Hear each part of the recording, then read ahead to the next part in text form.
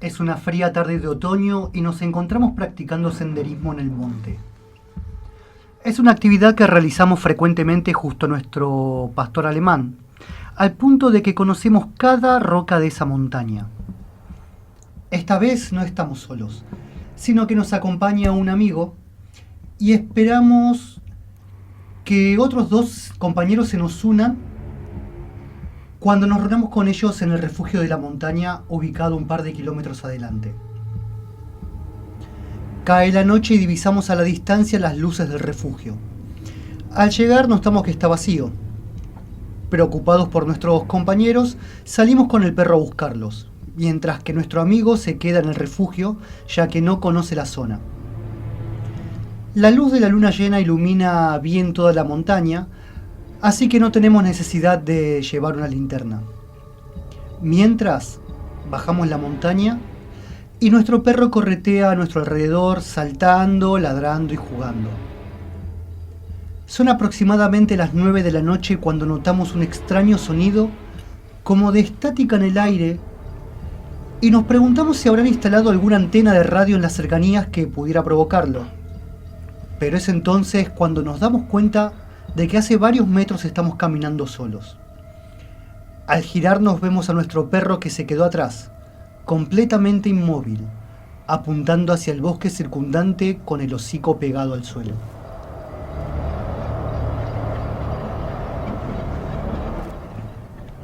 Lo llamamos, pero no reacciona de ninguna manera. Nos acercamos y vemos que sus ojos no tienen reflejo, como si no tuvieran vida.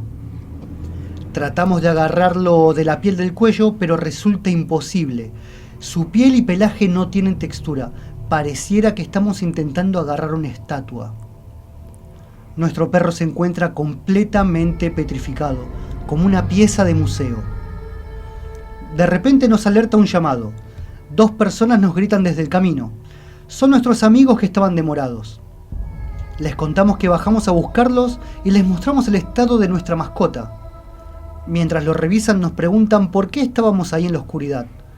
Les explicamos que conocemos bien la zona y que con la luz de la luna llena era suficiente. Pero ellos se miran extrañados. Esta noche no hay luna llena. Cuando miramos al cielo notamos que ahora está tapada por unas nubes, que pronto comienzan a moverse, dejando entrever el contorno de la luna. Pero uno de nuestros amigos se alarma al verla. El enorme disco luminoso comienza a moverse fuera de la nube. Mientras lo observamos atónitos, emite un destello repentino que nos deja momentáneamente aturdidos. Volvemos en sí al escuchar unos gritos provenientes del sendero que lleva al refugio. Es nuestro amigo que decidió bajar a buscarnos. Nos pregunta qué hacemos ahí parados en el medio de la nada. Le contamos lo que pasó con nuestro perro y nos dice que él está bien, que se apareció ladrando por el refugio a las 5 de la mañana y lo guió hasta nosotros. El dato de la hora nos alarma, ya que hace minutos eran las 9 de la noche. Cuando miramos el reloj, ya son cerca de las 7 y en el horizonte se ven los primeros rayos del sol.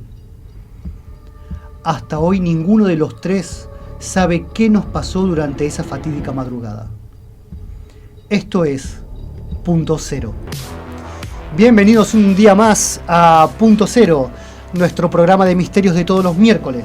Mi nombre es Gonzalo Flores, me acompaña como todos los días mi compañero Alexis Colarisi. ¿Cómo estás, Alexis? ¿Qué tal, Gonzalo? ¿Cómo te va? Y recordá que puedes seguirnos por nuestras redes sociales en Instagram y Facebook a @.0paranormal y por Facebook a .0 Radio.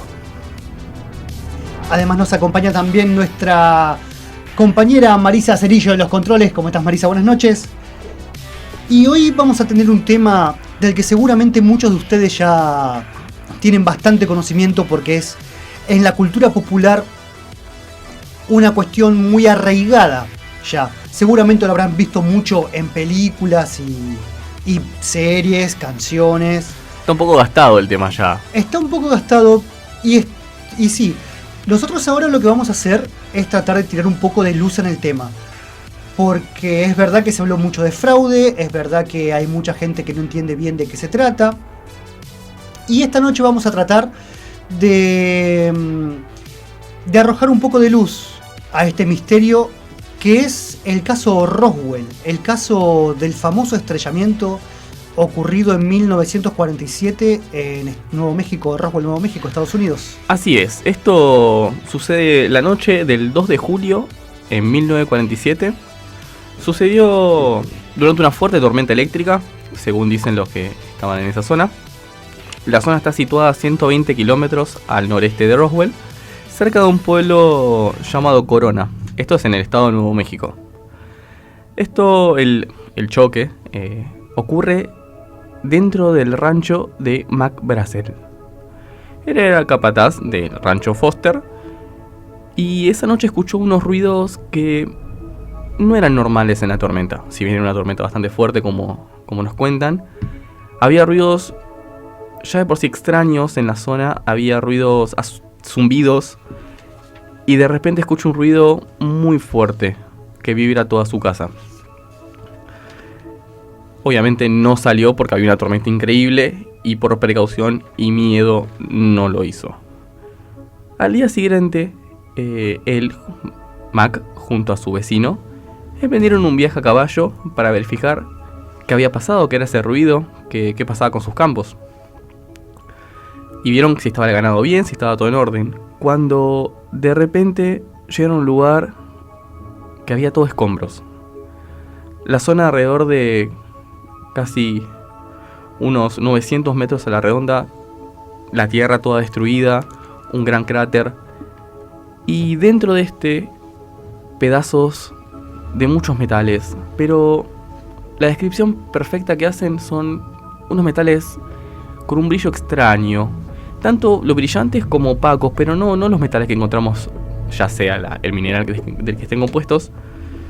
Porque, imagínense, ellos decían que era un metal extremadamente fino, como si estuviésemos hablando de eso que con lo que se cocina, me sale el nombre, tipo papel aluminio. Papel aluminio, exactamente. Pero el papel aluminio lo mirás y se rompe de lo frágil que es. Pero no. Era maleable, pero prácticamente indestructible, porque lo doblaban, ellos lo querían doblar, perdón, y no se rompía, podía cambiar de forma, pero no dañarse. De hecho, yo recuerdo el testimonio de una testigo que decía que es una señora ya mayor, anciana, y que era una niña cuando sucedió todo esto, y que el padre de ella había llevado restos de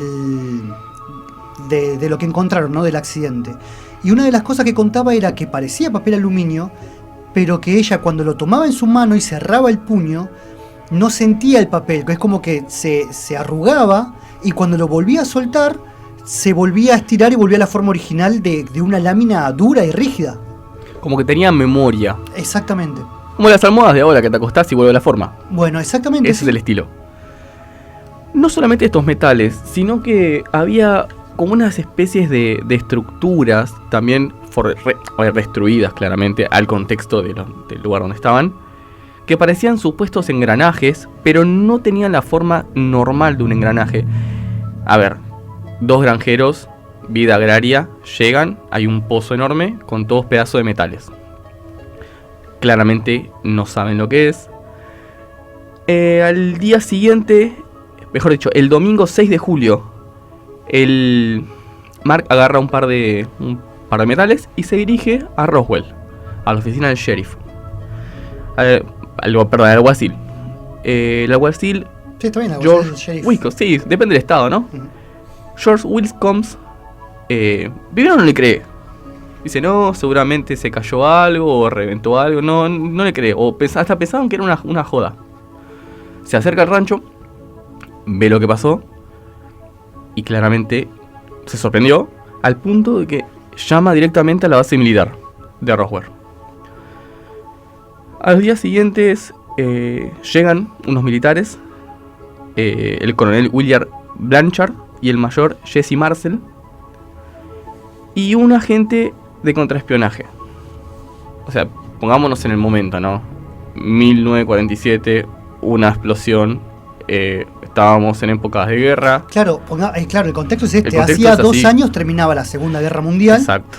Y además hay un detalle de esto, que 8 días antes, el 24 de junio de 1947, se produce el avistamiento de Kenneth Arnold, que es el primer avistamiento ovni de la era moderna. O sea, se dice incluso en la ovnilogía que ese es el punto cero de la ovnilogía moderna. Del caso de Kenneth Arnold nosotros hablamos en el primer programa nuestro, que se llamó OVNI justamente. ¿Dónde lo pueden escuchar los programas ya emitidos? Los puedes escuchar por iVoox en Punto Cero Paranormal, y también los puedes escuchar los martes a las 10 por Radio OVNI. Y así que el caso de dijiste de Juan, ¿cómo se llamaba? Kenneth Arnold. Es el punto cero, ¿no? ¿Cómo te cero. gusta meter el chivo, no? ¿Cómo te gusta, no? Volviendo al tema. ¿Sabes qué? Mira, ahora me dijiste lo de... Bueno, voy a contar algo personal, como ya conté la otra vuelta. Mi abuelo era militar, era de la Armada Argentina. Y me contabas, él tenía su cuerpo de pilotos, que los pilotos argentinos en la época de Malvinas, ellos avistaron un montón de cosas inexplicables en el aire. Contaba que había pilotos de Pampa, que veían, Pampa es un modelo de avión que se usó en la guerra, veía esferas de luces, que estaban paradas en el espacio, cosa que la física es imposible, tenés que moverte para tener una velocidad constante o para poder desplazarte. Y cuando se acercaban los pilotos a ver qué eran, desaparecían o se les acercaban y hacía que fallen los instrumentos. Bueno, eran... Mira, lo que me haces es detonar. En la Segunda Guerra Mundial se conoce el caso de los Foo Fighters, de que también hablamos en el programa, que hablamos de ovnis, en ese primer programa. Y contaban lo mismo, eran esferas, eran orbes que se acercaban a los aviones, que eran pequeñas, eran relativamente pequeñas, del tamaño de una pelota, y que se acercaban y al acercarse se apagaban los motores de los aviones. Y que los pilotos describían como que estaban hechos de una forma como si fuese de plasma, porque incluso atravesaban el material del... Eran como intangibles. Exacto. ¿Y qué pasó? Cuando terminó la guerra, los aliados empezaron a interrogar a Alemania, Japón y los países del eje para saber qué clase de arma era esa que habían desarrollado, y se encontraron con que ellos también estaban investigando y pensaron que eran armas aliadas. De hecho, ahora que lo planteamos así, siempre en los lugares donde se desarrollan nuevas energías, nuevas armas, bueno, Roswell se estaban haciendo prácticas nucleares, pasan estas cosas, pasan que hay avistamientos. Hay una teoría muy loca de Kimberly Blech que dice que los seres, llamamos extraterrestres, vamos a poner ese nombre, nos están mirando a ver qué energías poseemos y qué cosas desarrollamos. De hecho, se le conoce como, vos me lo decías, después de la de Hiroshima y Nagasaki. Claro, después de se supone... A ver, avistamientos ovnis hay desde la antigüedad y podemos encontrar incluso hasta pinturas y pinturas rupestres y demás. Podemos encontrar mucha evidencia de actividad ovni en la antigüedad. Pero a partir del incidente de Kenneth Arnold, que da inicio a la era moderna de los ovnis, este incidente justamente viene después de las detonaciones nucleares de Hiroshima y Nagasaki. Y ahí empiezan lo que son las oleadas de ovnis. Que una de las cosas que nosotros hablábamos mucho en la primera temporada de este programa es cómo los fenómenos, no solamente el de los ovnis se ve más, pero cómo los fenómenos transcurren en oleadas.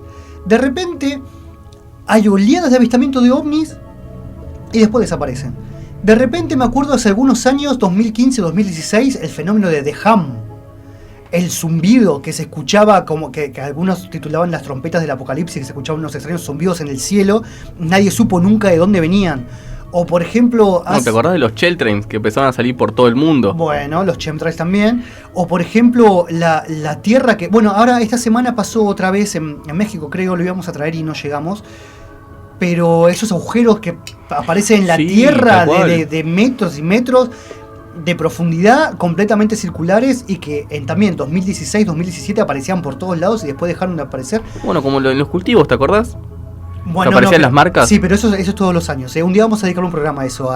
Pero hubo un momento en el 2000 y pico que algunos eran falsos, claramente, pero eran en oleadas y que todos los granjeros de Estados Unidos tenían marcas en los cultivos raras. Es Inglaterra. Eso sucede en Inglaterra.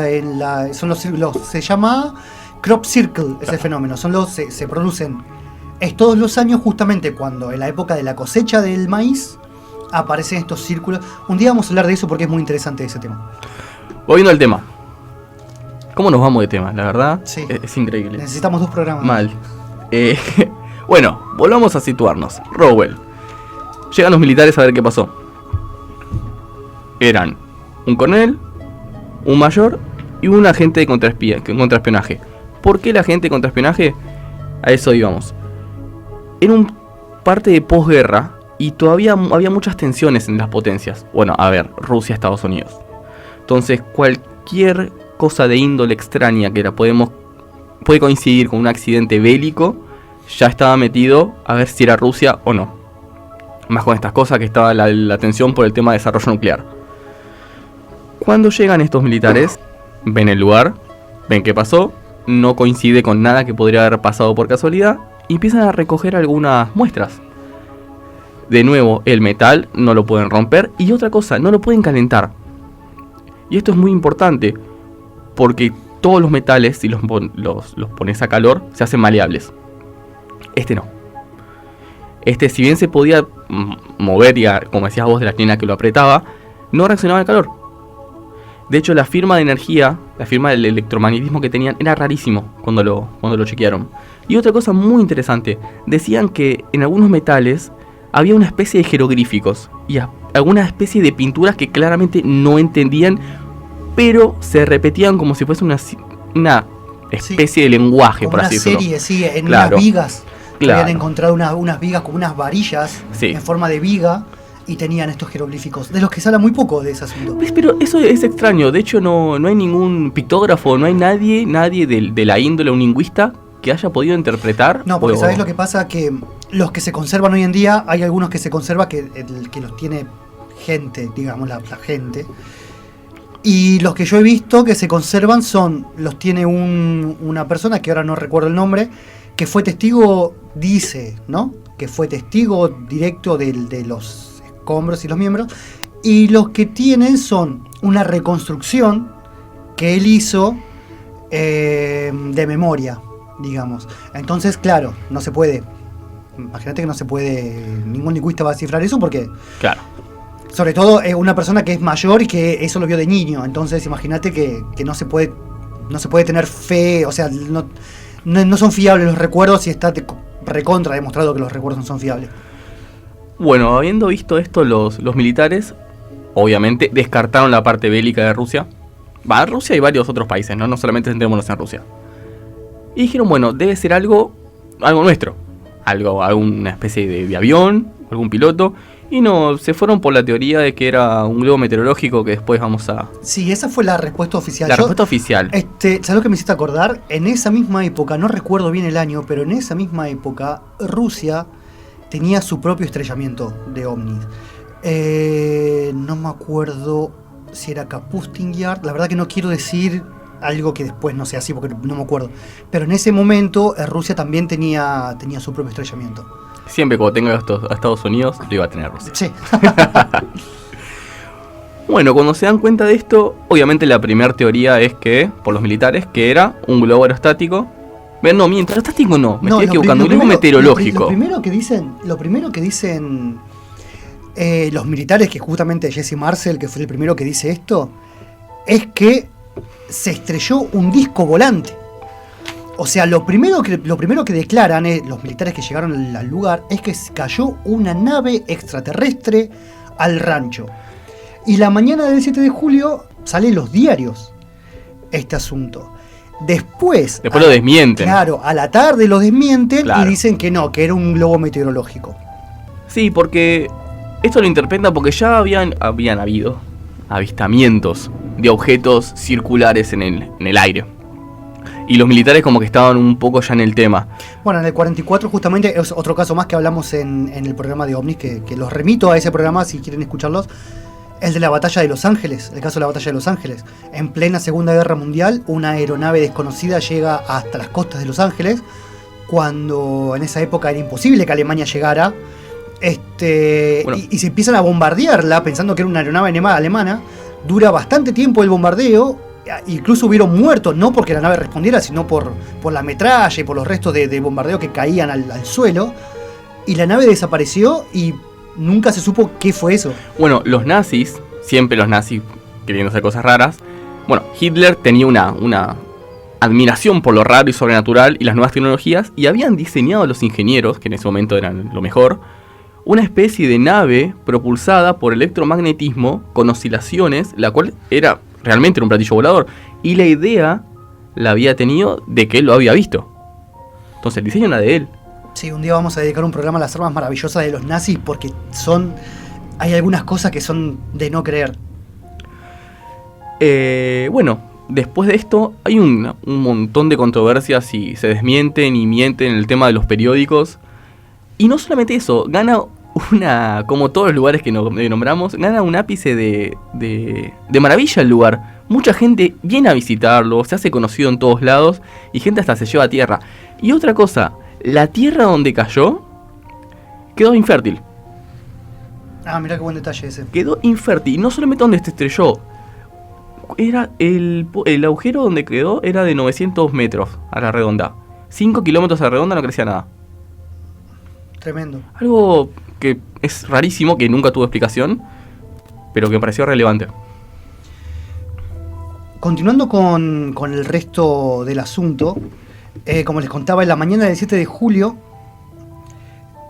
los militares aseguraron que encontraron esta nave. Y bueno, el 8 de julio la prensa lo saca. Y la noticia reza: la RAF, que significa Roswell Army Airfield, captura un platillo volador en un rancho de Roswell. Y lo publican de esa manera, sin ningún miramiento. ¿Y qué pasó? Bueno, esto se divulgó al mediodía, como les contaba antes, y a la tarde llegó la desmentida ya del ejército. Y empezaron a decir que no, que se trataba de un globo meteorológico. De hecho, hay una foto muy conocida, la foto que acompaña esta nota, la de Jesse Marcel con los restos. Y años después, Marcel diría que los restos que él se llevó a la casa, que incluso se los llevó a la casa, se los mostró a los hijos y demás, serían cambiados para esa foto, en los que realmente se los cambiaron por los restos de un globo meteorológico. Y bueno, y esto se terminó al final tapando. Pero bueno, no explicaría otro montón de cosas. Justamente una de las cosas que dicen es que se encontraron cuerpos de los tripulantes de la supuesta nave, que se encontraron desparramados en el campo, y se dice que fueron llevados en un avión B-2 a una base militar en Ohio. Esto fue el 7 de julio, el día anterior a que saliera la noticia. El 9 de julio, al día siguiente de la noticia, sale otro titular más, otra vez desmintiendo el caso, que dice: Rami desmiente lo del platillo volante. Rami era el general de brigada de la base militar de Fort Worth, en Texas. Y él se había desplazado a petición de Brazel. ¿Brazel o Brazel? Nunca supe cómo se pronuncia. Lo leemos Brazel. Quizás lo podemos decir Brazel. Que Brazel, bueno, era el granjero, ¿no? Que vos sí. dijiste antes. Le pidió que fuera para ver los restos y dice que inmediatamente lo identificó como un globo meteorológico. Y bueno, y ahí fue que después de eso fue que la prensa sacó las fotos de los restos. Después, en otro artículo, se relata cómo Brazel y su hijo encontraron el material, que fue el 2 de julio, o sea, fue 5 días antes de que pasara todo esto de la prensa. Y que estaba formado principalmente por tiras de goma, papel de aluminio, cartón y varillas de madera. Que claro, son los componentes de un globo. O sea, eso lo montaron. También se dice que los restos fueron sustituidos por la brigada cuando se llevó el material a la base de Fort Worth. Porque... Entonces, para cerrarlo todo y armarlo bien, se encontraron materiales, se los llevaron y pusieron materiales que coinciden con la descripción de un globo. De un globo. Bueno, eso es lo cierto, porque en realidad después les vamos a contar cuál es lo que dijeron después, pero mucho después, en el año 94, que se trataba de otra cosa. Entonces, independientemente de que si haya sido una nave extraterrestre o no, sí ocurrió un estrellamiento y sí ocurrió que los restos que se vieron en las fotos eran de un globo y fueron suplantados por los restos reales, que los militares después lo descalificaron y dijeron que era de otra cosa, que también suena muy raro. Igual lo vamos a hablar un poquito más adelante. Pero ahora tenemos mensajes. Por supuesto, como siempre, tenemos a Marcela de Villarrafo que nos está escuchando. Saludos, Marcela. Otro que nos mandan: che, se dice que los extraterrestres han evitado que nos destruyásemos en una guerra a escala mundial. Abraham de San Nicolás. Y puede ser, ¿no? Ellos están siempre rondeando las nuevas tecnologías y las nuevas formas de energía. puede ser que estén ahí custodiándonos. Y puede ser, depende de cómo lo veas. A ver, ¿Lo puedes ver bien o lo puedes ver mal? Hay un caso de una luminaria que se observa cerca de una base de una base nuclear y que activa todos los misiles y que nadie los podía desactivar. Estuvieron un rato así activados y en amenaza de lanzarse y después se desactivaron solos. Bueno, no me quiero ir de tema porque te conozco y no vamos a ir de tema. Bueno, en Chernobyl, todos conocemos que es Chernobyl, el que no, bueno, búsquelo. Se dice que antes del accidente había luces que salían de los reactores. Sí. Entonces, si comparamos las luces que vimos los militares, que se ven en la Segunda Guerra, que se ven en todos los lugares donde hay cierta concentración de nuevas energías o viejas y reutilizables, hay un patrón. Sí, yo diría que ese patrón igual va por otro lado. No por una cuestión de energías, sino por una cuestión de catástrofes. Porque fíjate lo que dijiste. Guerras, Chernobyl. Todos conflictos. No solamente conflictos, sino muerte, horror, tragedia. Y que se vean las luces. Esa es la idea que tengo yo en particular, que ya lo desplegué muchas veces en este programa. Que se vean las luces en esos momentos, en esos puntos. A mí me explica otra cosa. ¿Sabes qué me haces acordar cuando decís eso? ¿A quién? A Defendámonos de los dioses. Por supuesto. ¿Ves? Por supuesto. ¿Ves? Es que es justamente la tesis de ese libro. ¿Ves? Es justamente la tesis de ese libro. Y eso es lo que le quería decir a nuestro amigo Abraham. ¿Los extraterrestres impidieron que nos matásemos entre nosotros? Puede ser que sí, puede ser que no, puede ser que lo hayan hecho porque, como decía Charles Ford, nosotros somos propiedad de alguien.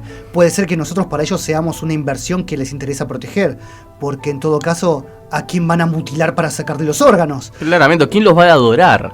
¿O quiénes los van a adorar? Exacto. Entonces hay... Puede ser que lo que diga Abraham sea así, ¿eh?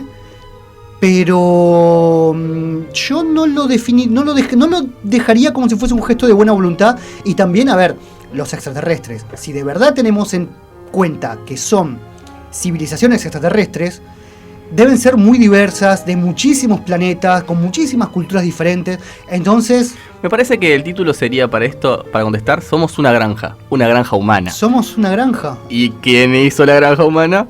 Freixedo, Freixedo, el mismo autor de Defendámonos de los dioses, justamente. Otro nos dice, con toda la fuerza, .0, Juan Maldonado, te mandamos un saludo. Gracias, Juan. Y saludos de Yamil Hanna. Yamil, otro saludo para vos. Y me faltó un saludo. Ah, perdóname. No, por favor, que él siempre nos escucha y siempre nos escribe. Rama, te mandamos un abrazo gigante, .0, que siempre está ahí pendiente de nosotros. Grande, Rama, muchas gracias por seguirnos. Bueno, como te contaba, muchos años después salió el coronel Thomas Dubos, que estaba asignado a la base de Fort Worth en Texas el día del accidente, ¿no? Bueno, él fue uno de los primeros en admitir que todo el asunto del globo meteorológico era mentira. Y dijo que había recibido órdenes del general Clemens McMullen desde Washington para crear la historia del globo y tapar todo lo que pasó, todo el tema de la nave. Bueno, hubo una investigación que se hizo sobre el asunto a petición de un congresista de Nuevo México. Fue realizada por el secretario de las Fuerzas Aéreas y del Departamento de Defensa. Se identificaron en esta investigación los residuos de Roswell como restos de un sistema de detección acústica de baja frecuencia que llevaban los globos de largo alcance y altamente secretos, llamados Proyecto Mogul. Un intento de captar explosiones nucleares soviéticas a altitudes... La tropopausa, ¿cómo me cuesta esta palabra? De la tropopausa. Los investigadores de las Fuerzas Aéreas, tras registrar meticulosamente los archivos secretos de 1947, no encontraron pruebas de un aumento del tráfico de mensajes. Las descripciones de los testigos y los análisis realizados por las personas que participaron en el diseño de los globos del Proyecto Mogul y sobre todo los informes clasificados de la Fuerza Aérea de los Estados Unidos de los años 90 apuntan, según los escépticos, a que el estrellamiento en Roswell fue el vuelo número 4 del Proyecto Mogul y que la necesidad de mantener el secreto de dicho proyecto provocó el supuesto incidente ufológico. Claro, y esto es lo que venía comentándoles antes. El Proyecto Mogul era un proyecto secreto que sí es verdad que existió. Justamente lo que se estrelló, dicen que fue un globo del Proyecto Mogul, y para taparlo inventaron el tema del globo meteorológico y dejaron correr la hipótesis extraterrestre justamente para desviar la atención y que no salte la ficha, digamos, del Proyecto Mogul. Es lo que decíamos antes, es el tema entre Estados Unidos y Rusia.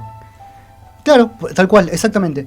Y bueno, hubo un astronauta, Edgar Mitchell, el astronauta del Apolo 14, del que ya hablamos también en un programa que le dedicamos a la Luna, a los meteoritos de la Luna, Dijo muchas cosas Edgar Mitchell, como que en la luna, que en la luna habían ruinas y demás. Él no fue testigo directo, pero... De hecho, hace poco hay fotos bastante interesantes de monolitos. Sí. Hay fotos muy interesantes de monolitos que dan... Pueden ser truchas, ¿no? Claramente. Pero son tan muy bien hechas. Sí, lo hablamos de eso en ese programa de la luna, hablamos de esos temas. En algún momento lo vamos a volver a tocar. Seguramente. Porque, como siempre, nos quedan siempre cosas en el tintero cuando hablamos de estas cosas. Bueno, Mitchell declaró que muchas veces fue a Roswell, él no fue testigo del accidente. Y él piensa que sí, que tiene que ver con extraterrestres todo lo que pasó. Porque, bueno, él tiene contactos de alto nivel, obviamente, o tenía contactos de alto nivel en el gobierno y en la NASA, y entonces él está seguro de que todo el asunto tiene que ver con una nave extraterrestre. De hecho, él dice que hay una organización gubernamental, yo estoy mal con las palabras también, paralela e independiente del gobierno que se encarga específicamente de tecnología extraterrestre. Bueno, no sé si se referirá al Majestic 12. No sabemos. Pero es un tema del que vamos a hablar, no ahora porque no nos centra, pero el Majestic 12 es una cosa interesantísima para tocar. También son altos mandos del gobierno, como por ejemplo Vannevar Bush, que era... no me acuerdo qué rango tenía, pero la cuestión es que eran todos el director de la CIA, el director de la Fuerza Aérea. Los líderes. Los líderes eran 12, justamente, científicos y demás. Ahora me acuerdo de Vannevar Bush nada más, porque como que el más conocido. No me acuerdo los nombres de todos, pero... eran tenían esta como oficina extragubernamental en el que se ocupaban de estos asuntos y de silenciarlos, justamente el Majestic 12. De hecho, hay algo que va de la mano con esto. Vos fíjate que las nuevas generaciones de aviones se dieron poco después de esto, que fueron las Mark I, que Mark I es la velocidad del sonido. Y justamente con esto fue que despegó. Entonces hay teorías que dicen que utilizaron o copiaron nuevas tecnologías a partir de lo de Roswell. Bueno, hay mucha gente, muchos científicos se enojan con lo que voy a decir ahora, se enojan. Y tienen razón en enojarse. Pero la tecnología nueva que aparece a partir del estrellamiento de Roswell, no te puedo decir fechas ahora porque estoy hablando de memoria, pero inmediatamente después es la fibra óptica. La fibra óptica no existía. Y mucha gente piensa, si bien la inventora de la fibra óptica existe y tiene un nombre que ahora no me acuerdo, por eso. La fibra óptica es una forma de pasar información a partir de Claro, luces. bueno, pero exactamente, y esa tecnología aparece a partir del estrellamiento de Roswell. Y bueno, muchos científicos se enojan porque dicen, no, pero hay un montón de años de estudios atrás y se puede probar todo, y es verdad, tienen razón. Pero también es algo muy llamativo esto. Bueno, volviendo a Mitchell, él declaró que había visto los expedientes secretos OVNI y que no le quedaban duda de que hubo contacto extraterrestre. Y también opina que hay una organización gubernamental que es paralela, que es lo que hablabas vos recién, lo del Majestic 12. No sé si él se refería al Majestic 12, yo intuyo que se refería a eso.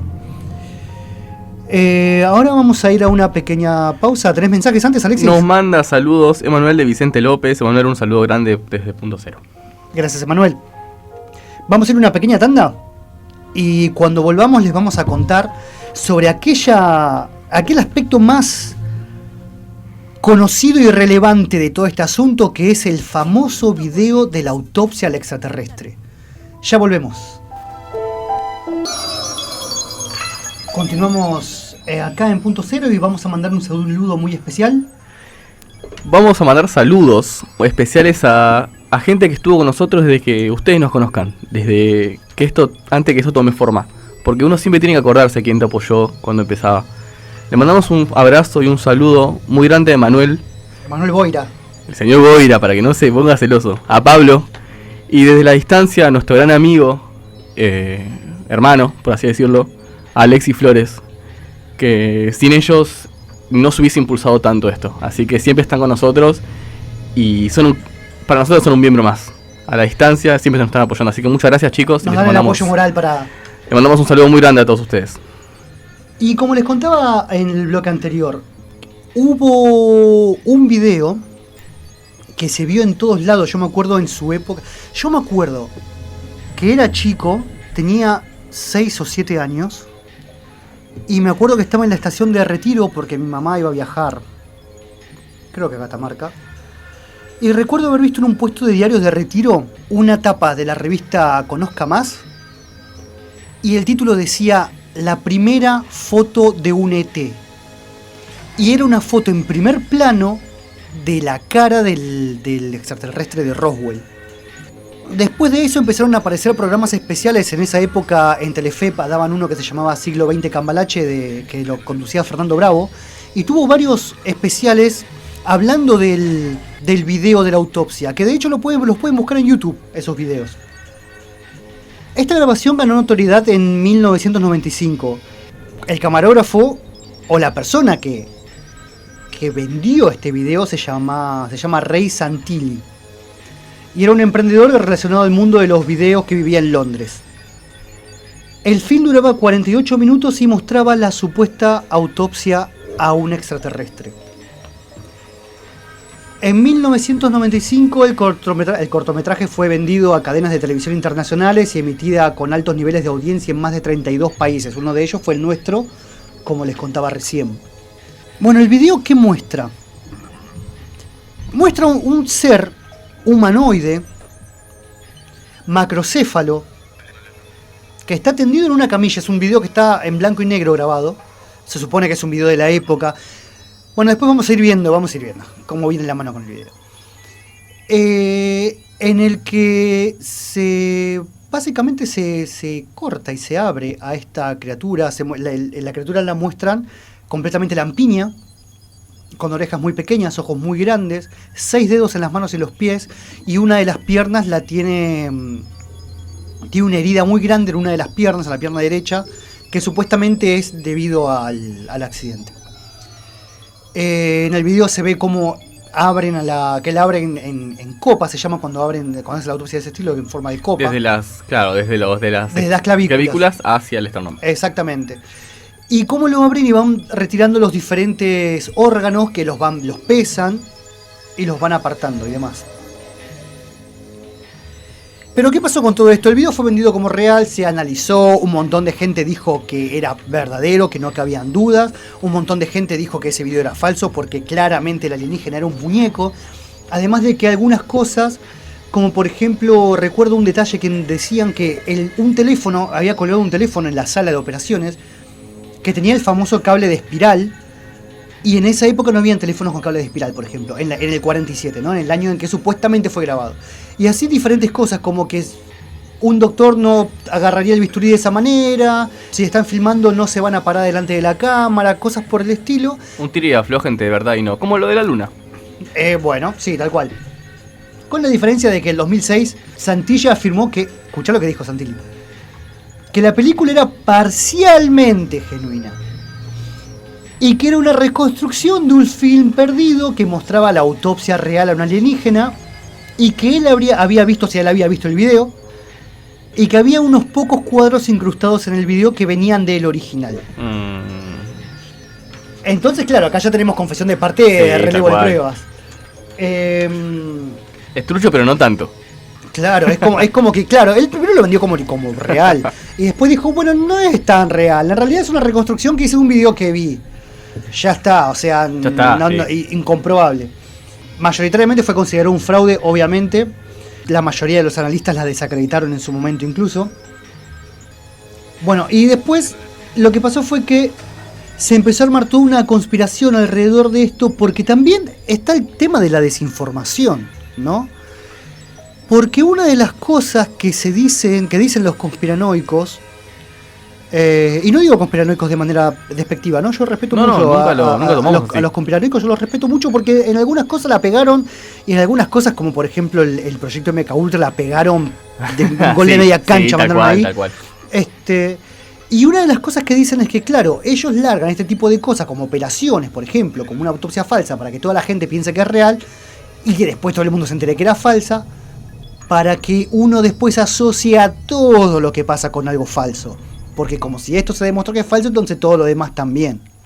Le pusieron un nombre a ese estilo de extraterrestre, ¿no? Eran tipo los grises. Sí, se les dicen los grises. ¿No? Bueno, es una de las tipografías extraterrestres que un día, si quieren, tocamos eso. O sea, la descripción coincide, sí, ¿no? Tipografías extraterrestres. ¿Tipografía estoy diciendo bien? Esa palabra me suena raro para hablar de esto. Estamos raros con las palabras, ¿no? Estamos raros. Tipología es la palabra que estaba queriendo decir. Tipologías extraterrestres, que hay muchas. Hay 3 o 4 que son como las más conocidas, los nórdicos, los grises, los reptilianos y... Ay, qué lindo tema de los reptilianos, tenemos que hacer un programa de eso. Sí, alguna más que ahora no me viene a la cabeza. Y después tenés otras como el humanoide de Dean Harvey que parecía un duende, o como ese que era como un gorila. No, tenés, a ver... Nos vamos. Programa, les prometo un programa para eso porque es una Ahora Roswell. Bueno, Santilli contó que el set de la grabación lo construyó en la sala de estar de un departamento vacío cerca de Rochester Square, en la localidad londinense de Camden Town. O sea, ni siquiera se grabó en Nuevo México esto. Un artista llamado John Humphrey es quien se adjudica la construcción del maniquí. Y que dice que duró 3 semanas y que construyó varios de esos. Usando moldes de yeso que contenían encéfalos de oveja, así bebidos con jalea de frambuesa, y que con eso disimulaban la sangre y los órganos. Tenían entrañas de pollo, menudos, que los menudos los sacaron hasta esto dijo, del mercado mayorista de carne SC Crosby de Smithfield. Le hizo el chivo. Claro, sí, declararon todo, los tipos desembucharon todo. Y ya está, no puede, ya está, hacela bien. Bueno, además Humphrey también estuvo en la película, era el principal científico, entre comillas, ¿no? Que realizaba el supuesto examen médico. Y bueno, y eso lo hizo para poder controlar, viste, que los efectos que sean filmados salieran bien y que no haya nada raro ahí. Estaba muñequeando ahí, como quien diría. Bueno, trataron de hacerlo 2 veces. Una vez el maniquí se rompió, las 2 veces se rompió en realidad, pero la segunda vez se rompió en la pierna y después lo maquillaron justamente simulando esa herida porque el maniquí estaba roto y ya no tenían tiempo de construir otro más. Bueno, y que después del film el equipo destruyó la evidencia cortando los cuerpos en pequeñas piezas y distribuyendo los restos en varios tachos de basura de la ciudad de Londres. ¿Te imaginas lo que valdría hoy en día tener un muñeco de esos entero? Yo no... Los tipos cantaron, o sea, se forraron con el video. Pero si hubiesen guardado los muñecos... Lo tenemos que tener uno acá en la radio, para que esté con nosotros. ¿Un qué? ¿Un muñeco de esos? Un muñeco, sí, hay que hacer un muñeco. Marisa, ¿nos conseguís un muñeco? Otro aspecto, un aspecto que mucha gente no conoce, que la mayoría de la gente no conoce. Porque hasta ahora hablamos del estrellamiento de Roswell, hablamos del proyecto Mogul, cómo se tapó todo... Y que el video del extraterrestre es un fraude total. Entonces, ¿qué pasa? ¿Qué pasó? ¿Hubo un estrellamiento alienígena en Roswell o no? Uno de los testigos afirma que lo que pasó fue que 2 naves chocaron en el aire, que una cayó en el rancho de Brazel y que la otra cayó en un lugar cercano conocido como el Valle de San Agustín. Y eso es algo que no se habla mucho, no lo conoce mucha gente, pero el estrellamiento de Roswell no fue un objeto, sino que fueron 2. De hecho está bastante oculto lo de San Agustín. No, la verdad no entiendo por qué, porque luquearon con Roswell, iban a luquear con San Agustín. Pero también estaba tapado. Esto fue a 220 kilómetros al oeste del primer choque. Y estudios después del choque muestra una estela. Así que confirma lo que dijimos, que las 2 naves venían, pasó algo y una quedó ahí y la otra se fue a este lugar. Este avistamiento, este choque, primer avistamiento, porque lo vieron caer, dicen algunos. Vieron que una especie... Vos fíjate que en ninguno de los dos, tanto en Roswell, el primero, como en este, en ninguno de los dos había fuego. En ninguno de los 2 casos había fuego y tampoco había tierra quemada. O sea, eso es rarísimo. Chocaron, pero no había fuego. Es muy raro. Bueno, eso es más a favor de la teoría del globo meteorológico, ¿no? O sea... Rarísimo. Chocaron y el que lo encuentra es Grady Bennett. Grady Bennett lo encuentra... Él ve... No estaba tan despedazado Él cuenta como una estructura... de un platillo volador, de un platillo, pero que le faltaban pedazos. Y dentro había cuerpos, que coinciden con la descripción de la que vos diste del famoso muñeco. No, en algunos aspectos coincide. Sí, eran humanoides. Para empezar eran más pequeños. El humanoide de yo me refiero a que eran humanoides. Sí.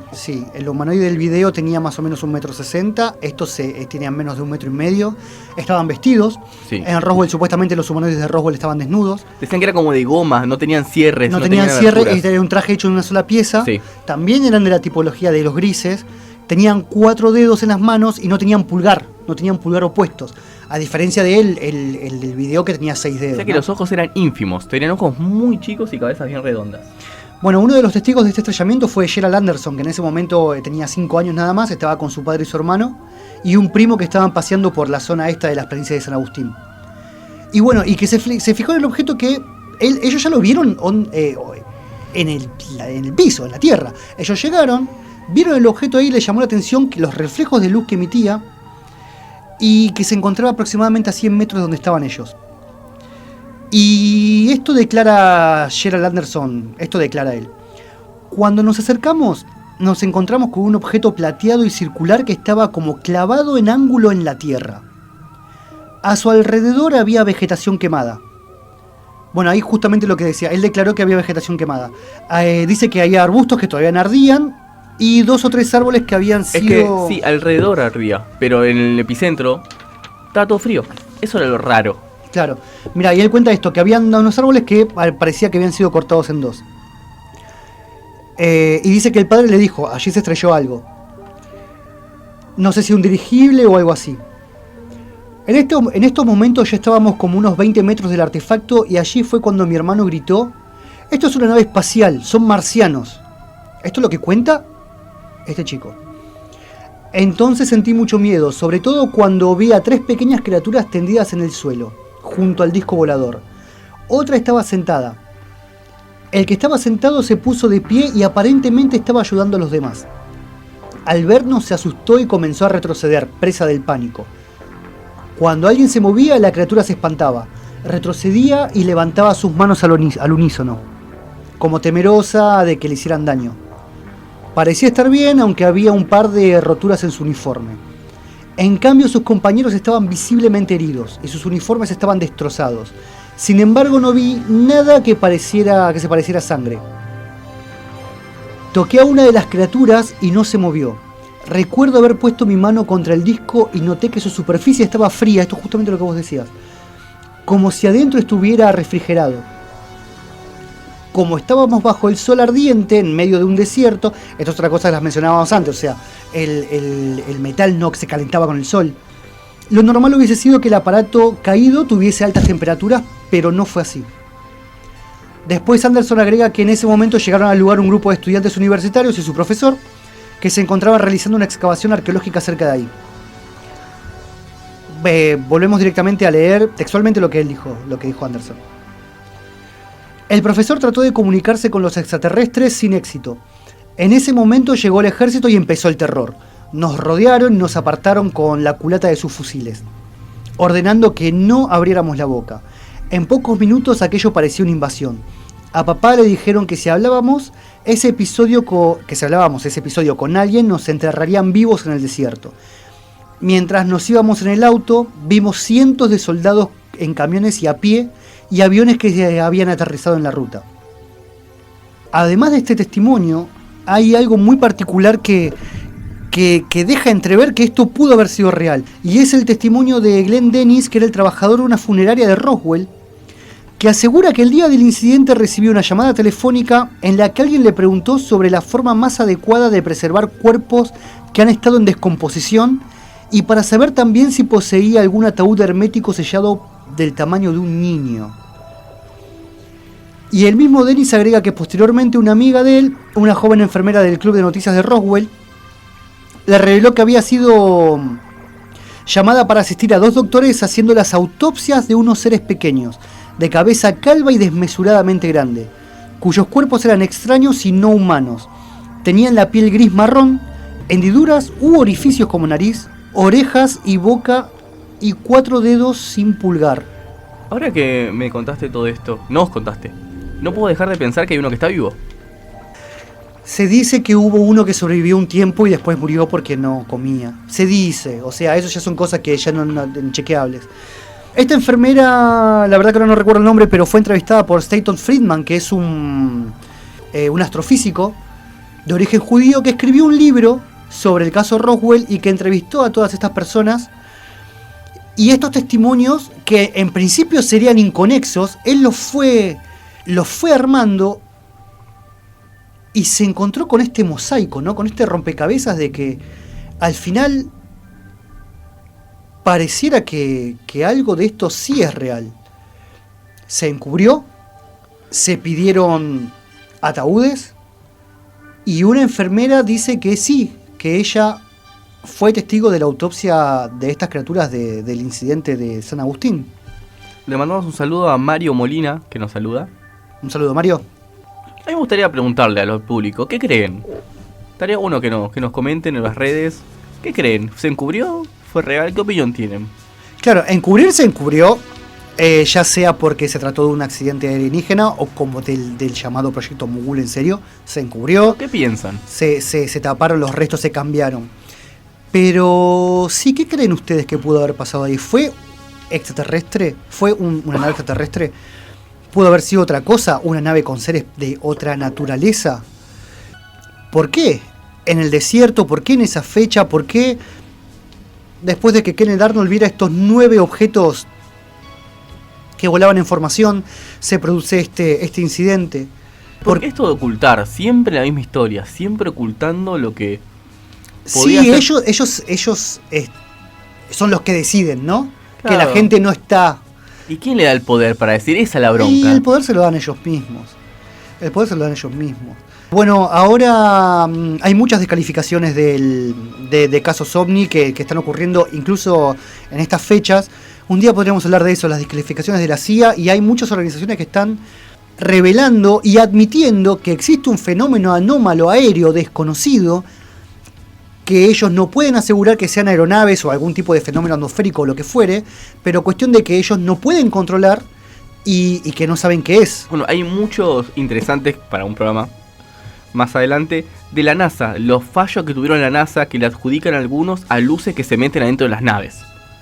Entonces hay muchas cosas que develó la NASA por pasar del tiempo que también califican. Sí, las luces que siguen a los cohetes. Tal cual. Hay un video muy impresionante de...